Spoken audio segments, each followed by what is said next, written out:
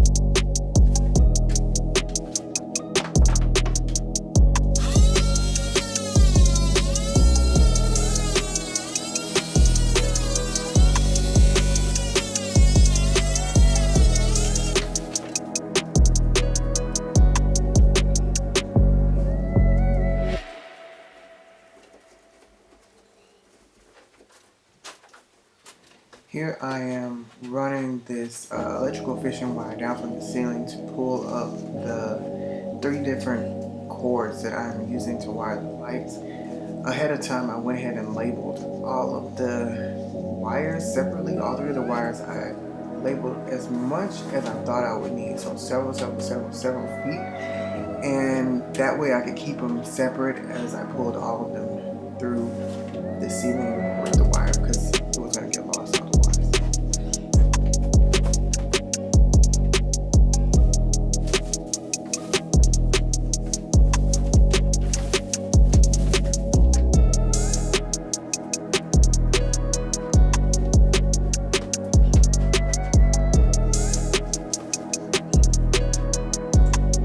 Even though I lost a lot of light by this point, I wanted to add this clip just to show some people a way that might help them if they're running wires through a ceiling where you don't have an overhead view, so where you're running underneath and you can't get above. So like in a basement or in a second floor when you have 3 floors, is I use this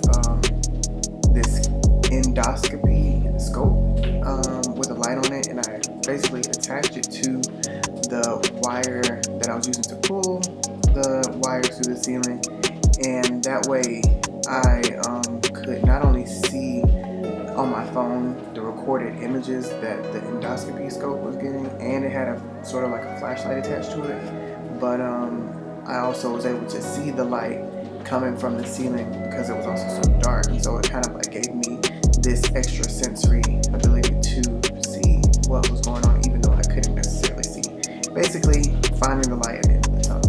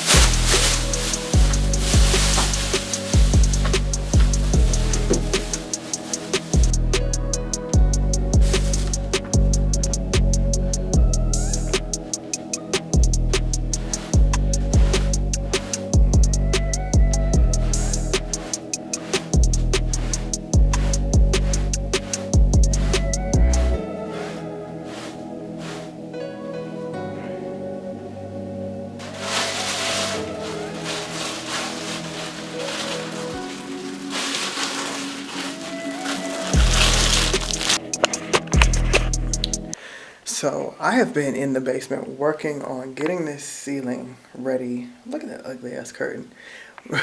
Working on getting this ceiling ready to be primed and painted, and it has been so much work. There's been so many holes that I had to patch, not only ones that I created myself, but also holes that came from just the wear and tear of it being an old ceiling, and me pulling out all the old screws and stuff like that. And when I was down here just now, so let me back up. So what I did was I went ahead and mudded, as you can see, all the little patches. I mudded all of that. All the wiring I finished last night, so all the wiring for all the lights that I'm going to need is done. And I also added right there, I added I didn't add, but I extended the wires for an outlet because I wanted to push the outlet back. So just in case, because I do plan to put a projector in here, if I ever use a projector and put it on the ceiling, I can have it far enough back from the wall. And so another thing that I did which I'm really, really excited about, is you can see this really, really clean edge that I have now going against this drop portion of the ceiling. That is J trim, and I found out about that from see, this is what it looked like before, and that's what it's gonna look like in the end. But found out about J trim through Home Renovision, and this is one of the YouTube channels that I studied for at least 2 years straight, trying to figure out how to learn how to do this kind of stuff, and everything I've learned from watching those videos is paying off in spades at this point. So these little vinyl J-trim pieces were about $1.86, and it really is making this amazing, massive impact in this room of really cleaning up those edges, and it's gonna give me the ceiling that I wanted in this basement, and so I'm really excited about that. I still have to mud over a little bit of the leftover popcorn bumps and stuff that I'll probably start doing. Maybe I'll start tomorrow, I'm not sure.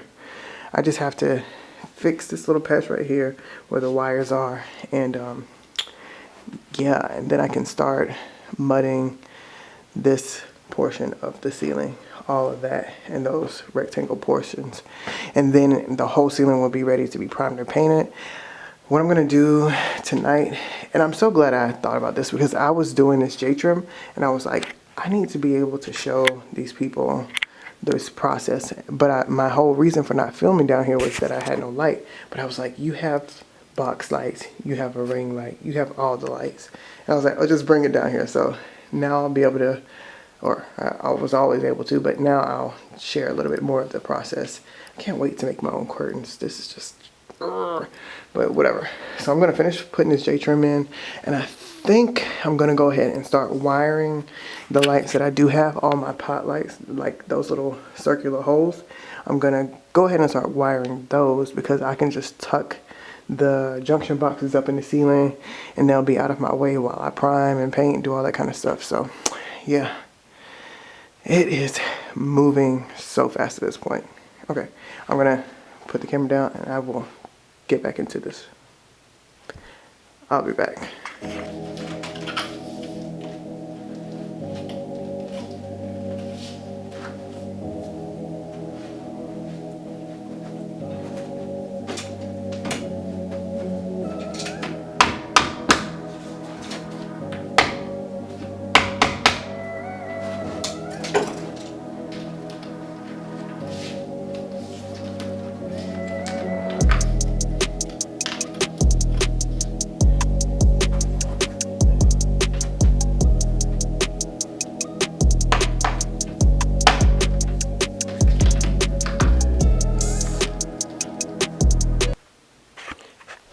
When you randomly realize that you're bleeding, it's time for me to go to bed.